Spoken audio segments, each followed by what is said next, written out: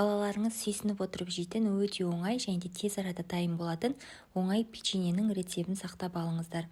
Алдымен електен өткізілген ұнымызға қамыр қопсытқыш, ванилин, қант қосып жақсылап араластырамыз. Осы құрғақ ингредиенттеріміздің үстіне салқын сары май салып, крошки жасап дайындап аламыз. Одан соң бір жұмыртқа қосып, жұмсақ қамыр илейміз. Дайын болған қамырды теңде 2 бөлікке бөлеміз.